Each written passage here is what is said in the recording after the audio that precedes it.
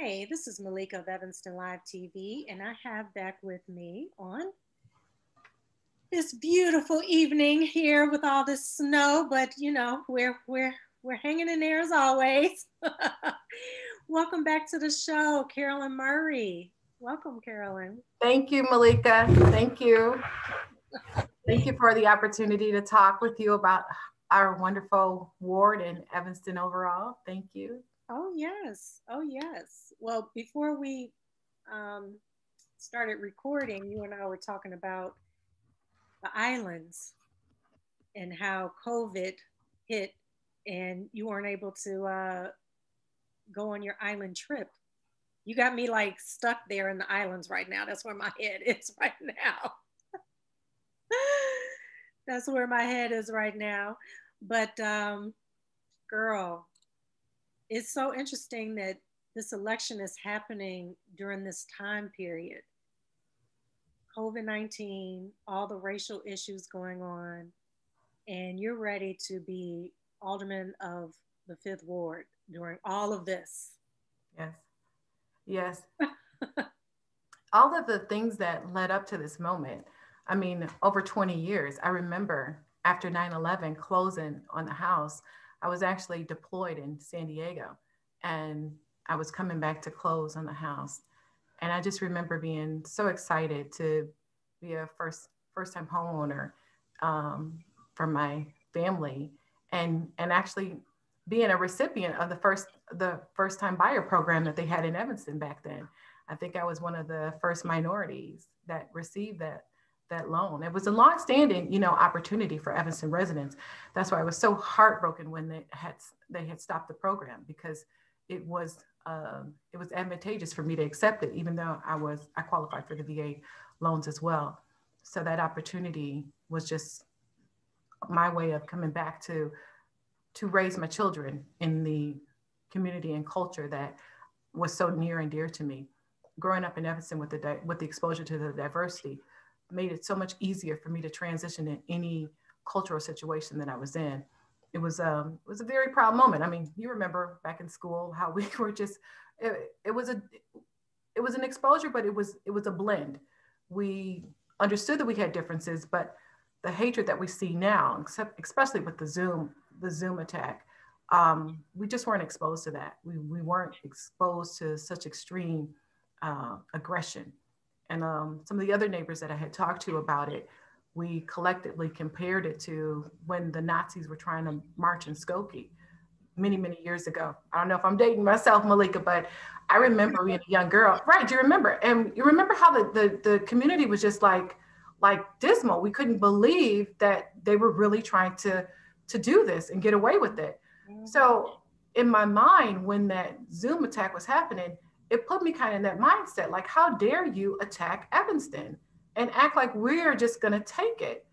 We've always like embraced each other to overcome this type of racial injustice. So I felt it was so befitting, to reach out and ask for the city to respond in a way that would at least let the other callers. There were other people on that Zoom call, and if they didn't need resources or if they didn't, want to take steps, at least let's look at something that we could do if in the case of something like that happening. Mm-hmm. Especially after the Capitol building. I mean, it wasn't a few people there either. Mm-hmm. But we've Well, missed opportunities. I have to say they picked the wrong candidate to bomb because you are not one. I've known you since high school. Yes. You're not one to be played with at all. What I realized, how much I have advocated for people all the years is, I mean, like if you had to say a theme of your life, I tell you, Malika, not a week goes by, not a day goes by where someone is either asking about something or saying, well, I had a problem and they couldn't help me with that. And it's been such a meaningful experience. And it's been so gratifying to be able to pass on knowledge and information and just change people's lives. I didn't really realize the impact of how much work I had done until actually when Justin was killed and the clergy and the people and the outpour of total strangers coming to console me for the loss of my son. I mean, it brought tears to my eyes, but then it brought tears to my eyes when Carla Thomas, Allie, and Fuchsia, there were over 50 people out in front of the house after that Zoom bomb. They were saying that they were coming to watch my house, and I'm like, no. I said, well, come on over, but we're going to send a message to tell people that we're not going to be a victim, and we're not here just for you to just pluck out all of the hatred that you have against a democratic process to an election that was fair.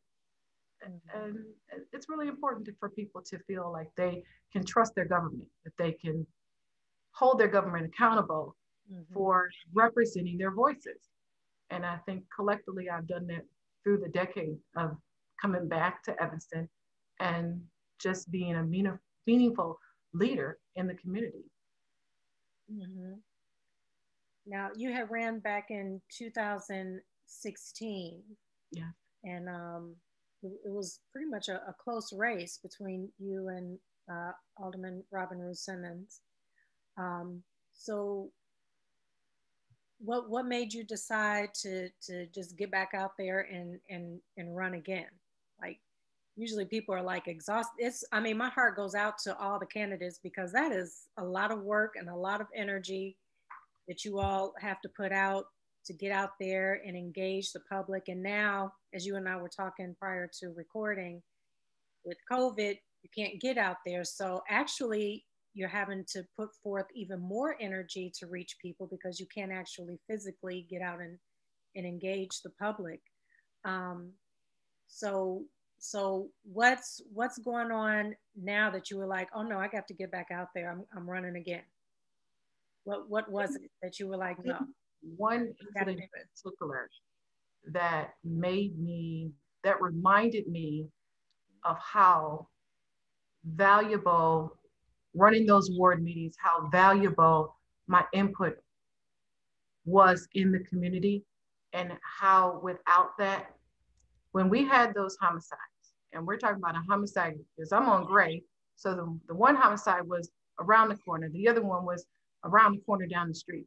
And when we had those back to back, now normally I'd go into and it is very sad to say this, but the normal protocol was after homicide, I knew that I had to set up another ward meeting or a special ward meeting to have the police come out to the ward and address the current information or a response meeting and a safety issue.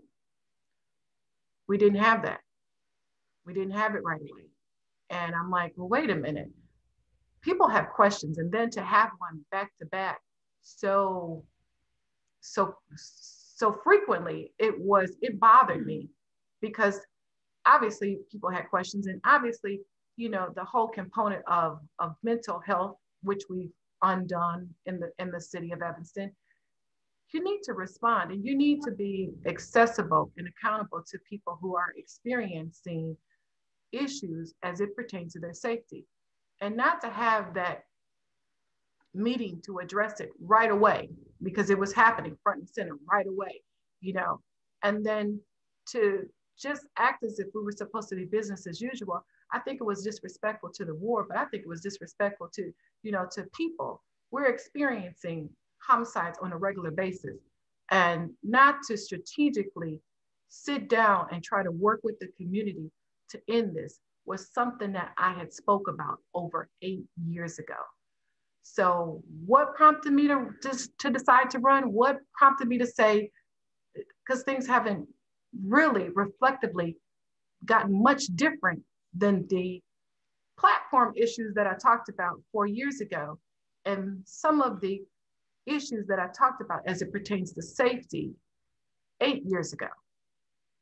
So how is it that I can help my neighbor with the sidewalk and help small business owner with getting information about loans and grants, but I can't really do it in an official capacity with the hopes that one of 9 positions on council could make a difference.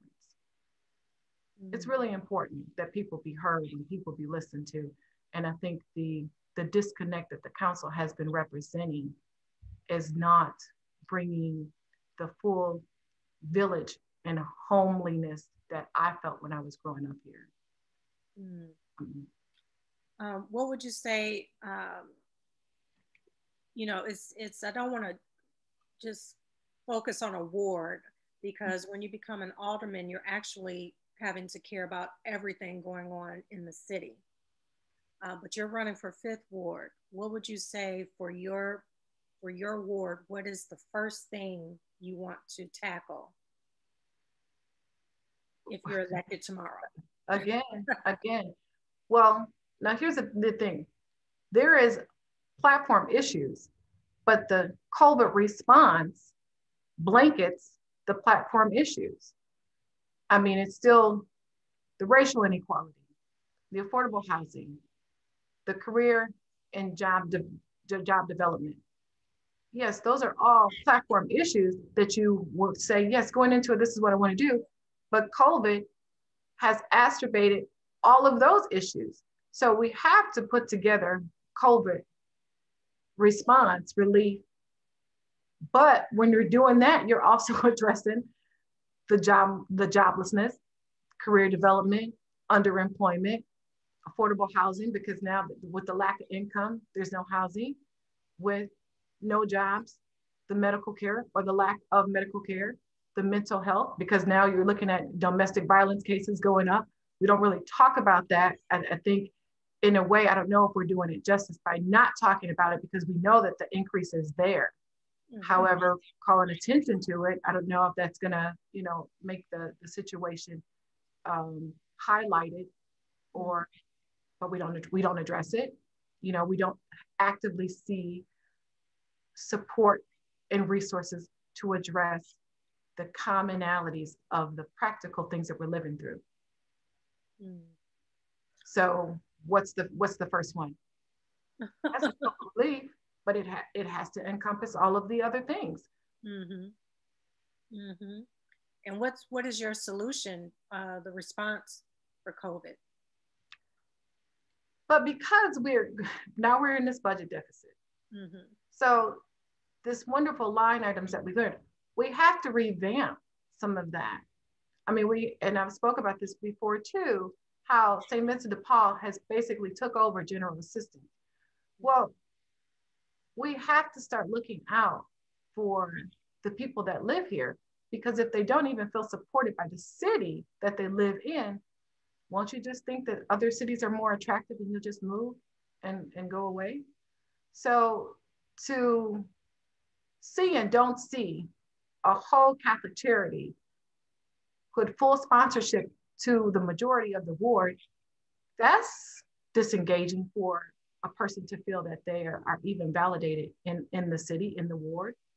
So that's one aspect that we would have to tackle. But we would also have to look at the response. Are we collectively looking at state and federal funding? I mean, Biden just put out some information about how he was going to collectively address racism.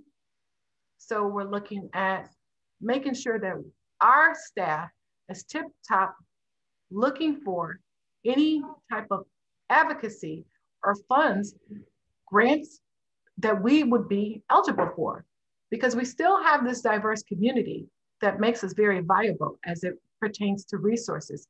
And I want to make sure we're capitalizing on that. We want to tap into the Northwesterns. We want to tap into the major hospitals that are here. And we want to make our plea that in addition to you being here, your presence is also needed here for some of the deficiencies that we can't cover in our budget. You said tap into Northwestern. Now, there's been several candidates that I've interviewed, and some of them are just, they're hardcore about getting to Northwestern.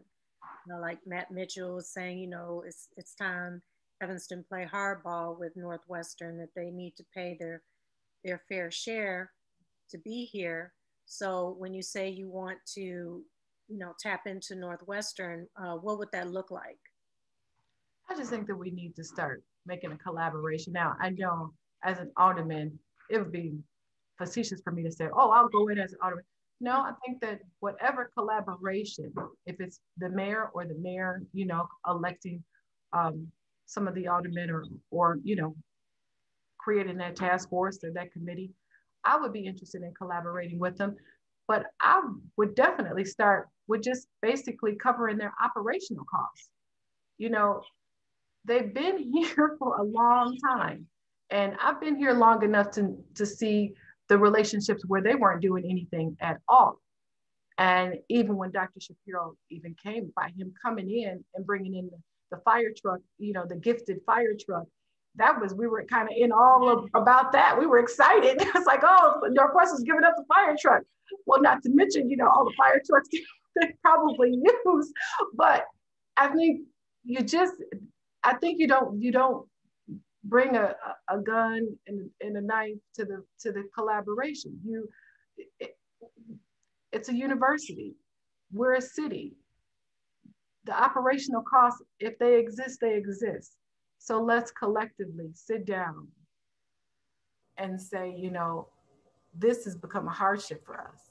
And if it's really become a hardship to the point where we can't even cover it, do you think anybody, would I ask you to pay for you something that you've been using it, but I'm just asking you to pay your fair share and you're telling me no? Come on now. I think that there's a nice way to put it. And there is a systematic way to set that dialogue up. And we're just asking for fairness. I'm asking for fairness because I think that we can also utilize Northwestern in other skill sets that we haven't even tapped into. I would love to see them with a partnership with a possible STEM school, a possible school in the Fifth Ward. I would love to see them do more collectively with our youth and young adults. I would love to see them do more with even some of our seniors. We have a faculty, we have students that are learning and trying to look for opportunities for their advanced studies. So let's not tap into some of those resources and collaborate some interests that would be beneficial and in exchange for both the city and the university as well. Yeah, that's interesting because I know I've brought up the STEM school to city officials and others have too. And the first thing they said, well, that's District 65. We have nothing to do with that. Mm-hmm. So it's interesting that you're looking into possible solutions or collaborations with Northwestern to possibly have a STEM school in the Fifth Ward. Well, think about it. They got Monday night meetings for the council and for the school district on the same night for a reason. This separation that Evanston has been able to get away with for so many years is kind of targeted. I don't know if they really want everybody to be informed as to what's going on in our cute little town sometimes. And this is the question everyone gets asked because of the disconnect between the residents and City Council. How do you intend to close that gap, that disconnection? For one, as it pertains to the ward, we're going to have to add some more meetings to open up dialogue, to give an opportunity for the community to respond to the police and for the police to now start giving us some answers, giving us some grounded solutions as to how community policing could really look like and be effective. So obviously I'm going to continue the ward meetings. However, I do think that it is only precedent to add a safety meeting during that month as well. Because of the responses that I've been getting through the years for the small businesses, they're not resourced the way that other business districts are in the city. And that concerns me. So I would like to have an additional meeting for the small business owners that have businesses in Evanston as well as the small business owners who live in Evanston, to make sure that their concerns and their needs are being addressed as well. It's unprecedented. We never done it before. And through the years when I had done the ward meetings monthly, there were some spot off meetings that I just said, this needs to be addressed. Because sometimes if you're meeting like an hour, hour and a half, they would really have, very, very interesting questions, very, very interesting scenarios. So there has been times when I had called a side meeting and said, hey, let's talk about safety.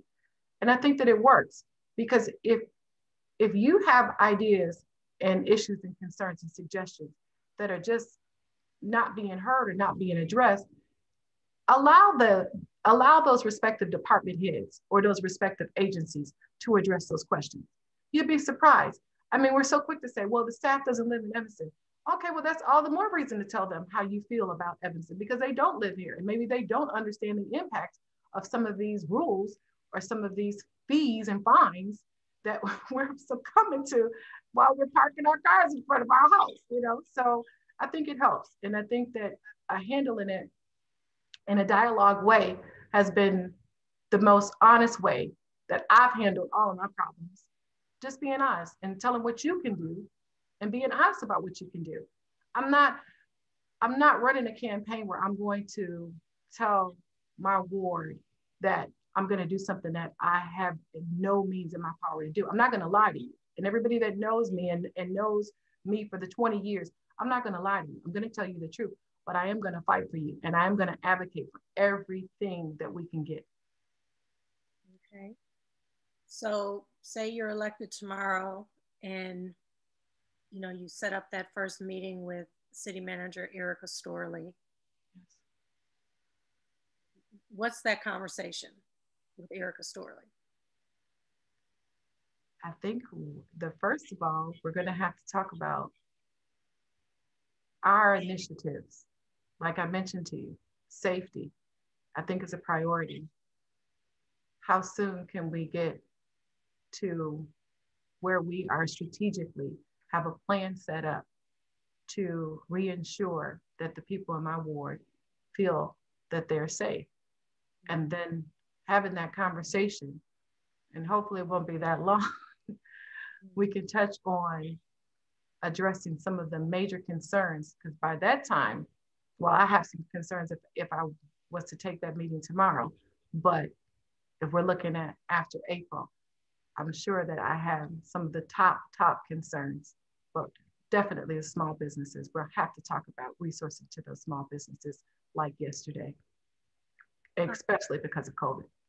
I know you talked to many of the people in the community, in the Fifth Ward community. So you're saying safety is the main thing that they're coming to you with? Oh, I've been hearing about this for years, and in spite of myself, I've been hearing about it for years. I mean, in spite of myself, look at what happened just the other day. Somebody's threatening to kill you, and that's a safety concern. And it wasn't so much for me. There were other people on that call. That's a safety concern. To have a squad car parked outside your house, twice within the last 8 years, that's a safety concern. I've had plenty of parents and family of people who have been victimized or who have lived through tragedies say that Evanston is not as safe. They don't want to be here anymore because they don't feel that it's safe. We can start opening up conversations about PTSD, the effects of PTSD in low income and minority communities. We can have that discussion. And I know you've traveled the world. I've lived in other places outside of Illinois.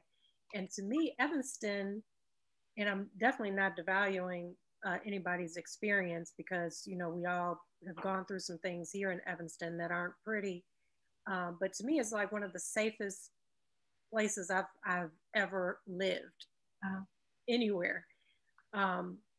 So what would you like to actually see different in terms of the safety? What are the people actually saying specifically? What is it that they need? So here's my concern. I mean, and I could say that too, because I feel safe. I know my neighbors. I still walk around the ward. I have that. But the whole idea of the gun buyback before Justin was killed was because I kept hearing gunshots fired outside my house every night. Mm. And I had people that were in Iraq and they weren't even hearing the gunshots to the degree that I was hearing them. Mm. So that bothers me, you know. And then, not to mention, when you talk to Chief Cook, you know, the neighbors are over by Daryl Simpson, they can hear the gunshot. So I don't know what, you know, I'm not trying to, and I'm not trying to downplay your role. Mm. Do you feel safe if you're hearing gunshots at night? Oh, I'm in the seventh ward and I hear the gunshots off in the distance, and I have called the police Exactly. time that I've heard them, and and every time I think I'm told they're firecrackers, and I'm like, that sound like firecrackers to me, but okay. There was one example that I love to talk about that happened over 10 years ago. And I was working with the PTSD officer about the gunshots that I was hearing. Mm. And I would write it down, you know, I'm hearing it and I'm telling him the degree angles and just everything, the time. He's a sergeant. He's still, well, I believe he was promoted now, but he was, he listened to me and I explained to him and, you know, so within about 2 weeks later, he calls me up and he says, Carolyn, you wouldn't believe it. I caught the guy. And I said, what? How did you do it? He said, Carolyn, I listened to everything that you told me. He said, so I canvassed the neighborhood right around the time that you told me. And I watched and I listened. He said, I would have got him a couple of days prior to that, but I ended up getting him a couple of days later because he ducked through and I couldn't find him. That was so gratifying to me because that's community policing at its finest. You know, when you're able to say, you know, there's something going on in my neighborhood and I'm feeling that, you know, it's not safe and I want to see this come to an end so that no one walking home from school just haphazardly gets shot because somebody wants to fire an illegal gun, more than likely an illegal gun, outside their house, not at a range. We're not talking about a concealed carry. We're not talking about a range, right outside in our neighborhood. And an officer with respect who listens to me and then comes back from just listening to the person that he was sworn professionally to represent and he gets an arrest out of that. Mm-hmm. That's what I'm talking about. And that's what I feel that we can be if we do it the right way. Mm-hmm. So, what are some things with the current alderman uh, that you want to build upon that she's done? What do you want to do different? What do you want to change? Anything that she's put in place? What is it that you want to change? And what is it that you want to bring to the table that previous Fifth Ward aldermen haven't done? Well, like I said about the meetings, I think that the meetings is just the most befitting solution, adding the multiple meetings for the businesses, adding the additional meeting for the safety for the police. I think that it's just befitting for the time. And that was just from being under the last 4 years and then my work with the former alderman before that. I think that it's just one of the tools that we can use to open up the dialogue to get the ward and the city back to giving respect and reconnecting with their concerns. I believe that some of the things that she's done with the initiating the reparations have been very, very beneficial to make this city be called accountable for some of the historical wrongs that we've committed. I would like to expand on that to see it just go more broad. I don't think that it's just fair to do the 400,000 and then just have less than less than 20 people be recipients of that. We have to look at some broader opportunities. And most recently, when we're, well, I don't know if we can talk about the, the possibility of the lead contamination. I think that if we're looking at possibly $3,000 to $4,000 for residential pipelines to be replaced, water pipes to be replaced, we could consider that as well. I don't think that it should just be limited with such a marginalized amount of people to be a recipient. We have to broaden that. Yeah. When are they expected to vote on how that first 400,000 will be spent? Will Well, that I know the that they, new council or? yeah, I'm sure that it's they've they've gotten some votes on it. So the most current, because I know that they're still meeting in the committee status too, and then they did some private funds as well. So the current status of it, I try to keep abreast of it, but I know that since it's been pending for such a period of time, how they vote and disseminate on that, because I don't even think the applications or the criteria was even set on. Well, I take that back, wasn't finalized on that update.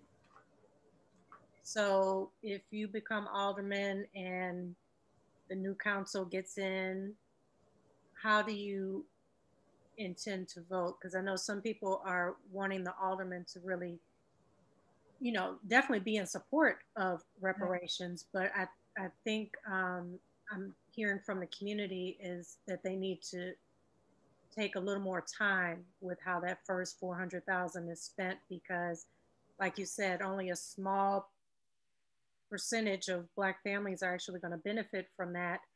And so to come out strong with Evanston reparations, doing it, being the pioneer, many people think, yeah, that should have went to the start of the school, a school in the Fifth Ward, because that was taken out of the Fifth Ward. So that would be picture perfect to start that repair of such an injustice. Is let's start the process with that 400,000 of putting a school back into the Fifth Ward, and then the remaining monies coming in.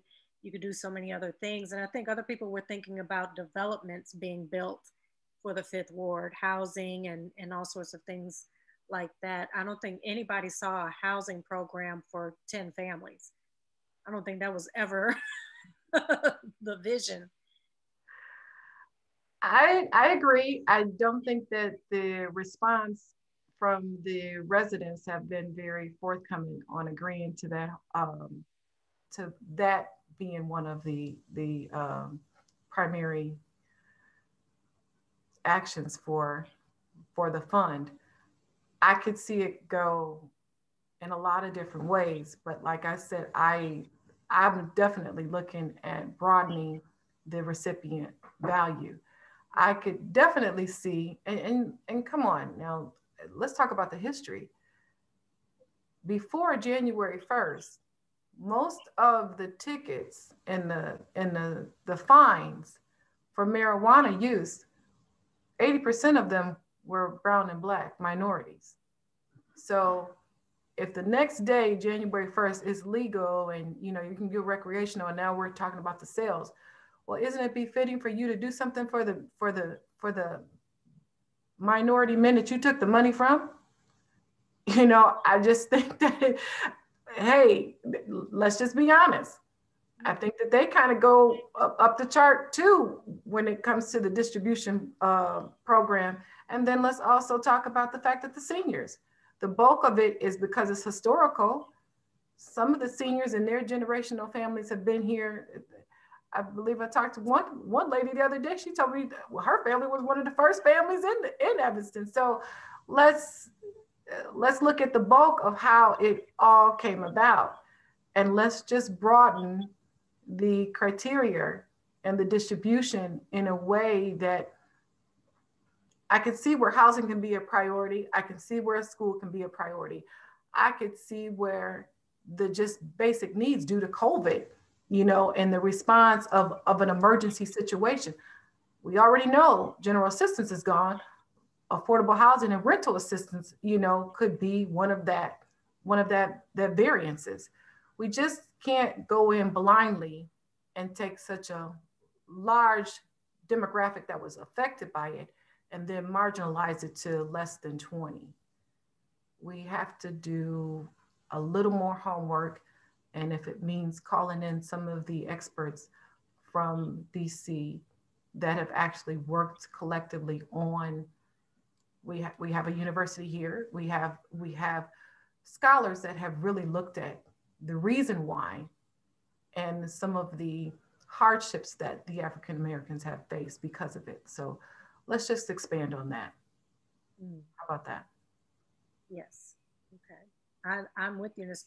I like the idea of addressing all the Black and brown men and women who were arrested, served time for marijuana sales, and now it's big business. So that's And no dispensaries, no offered dispensaries, no licenses.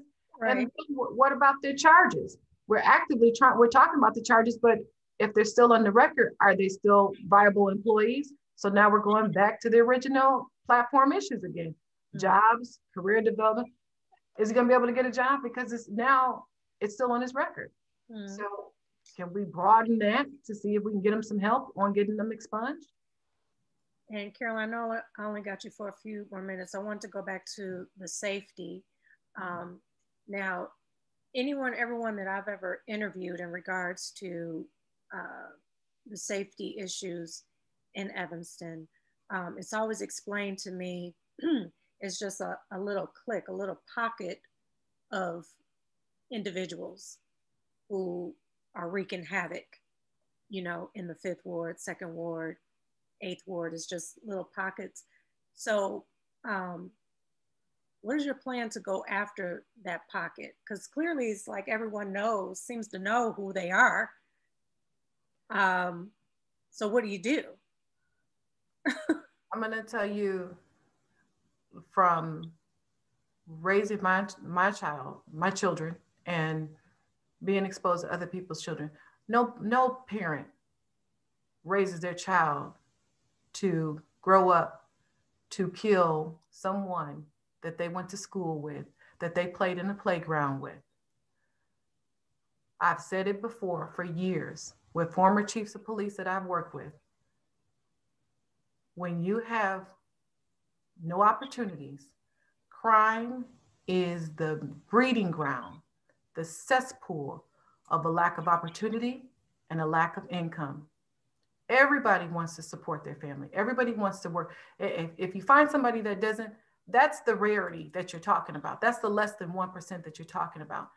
Everybody should have an opportunity to have a paying job, a livable wage, to have opportunities.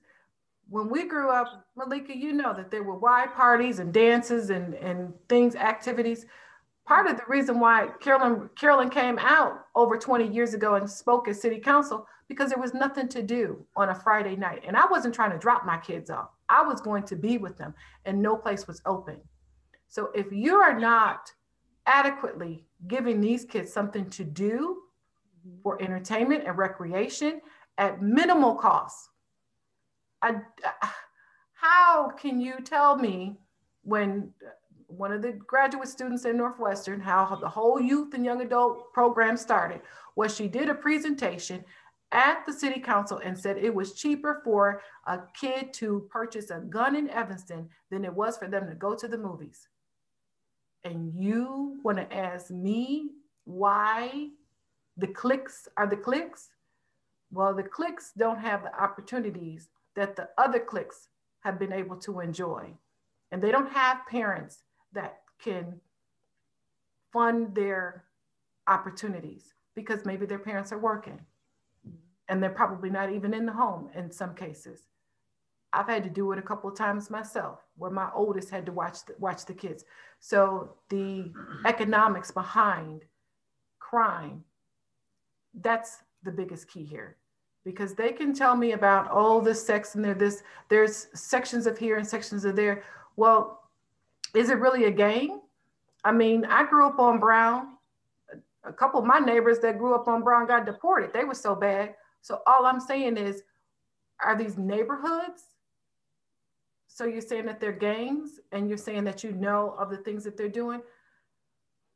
Chief Cook and I can have plenty of conversations about this, but we agree that there has to be accountability and opportunities that we create as a city for our youth. Mm-hmm. I totally understand that. I get that. I've lost people in my family as well to gun violence, father, nephew, I mean, the list is endless. We know what the issue is. My question, I think the question from so many others is they know who they are. Safety is an issue. People are complaining about safety. So when you come in, what you're saying is you plan to create more opportunities for them to change their paths. Dynamics. You got to change the dynamics. Mm-hmm. That doesn't mean that everybody's going to do the right thing. Mm-hmm. It does not mean that. But if you have a relationship with your police officers, if you are saying, hey, he's not doing this, and you have resources when you have a kid that is not following the rules, what they say, well, I'm kind of old school, smelling they still. So what resources? I think what it is you have those kids who, yes, if an opportunity is put in front of them, they're going to take it and change their ways. Change their lives. But then you have those who just at core, unsupported.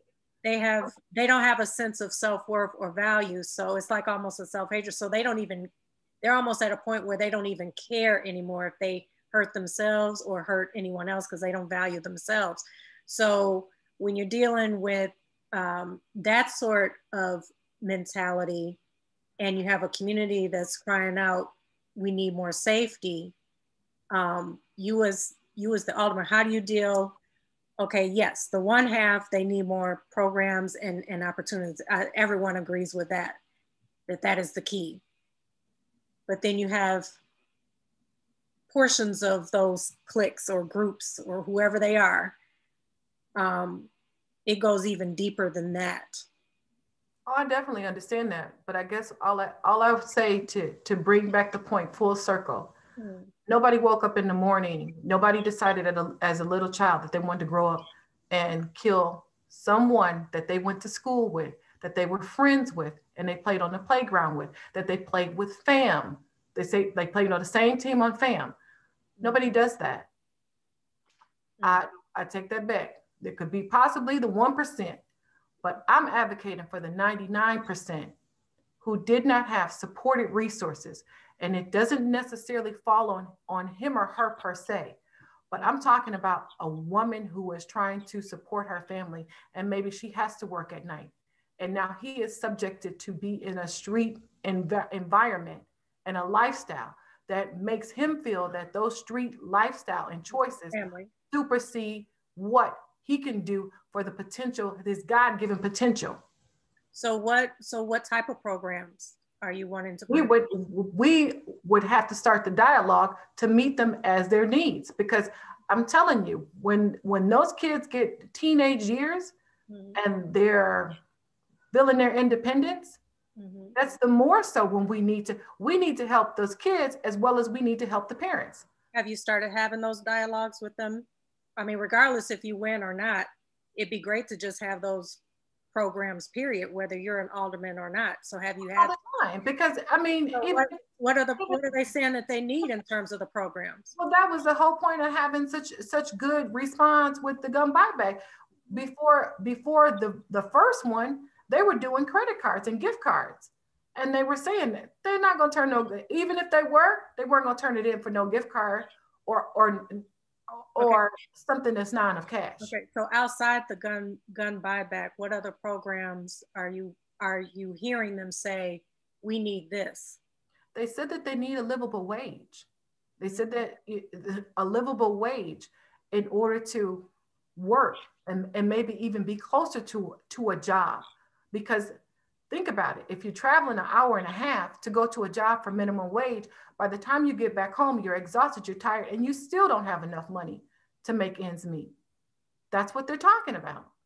Okay, so that's more of the programs, I want to hear about you if you become alderman or if you don't become alderman.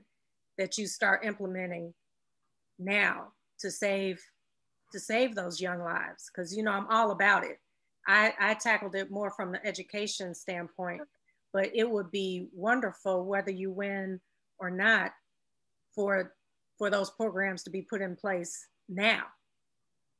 Like start them now. But all I'm saying is they still exist. They're not going anywhere. They come in.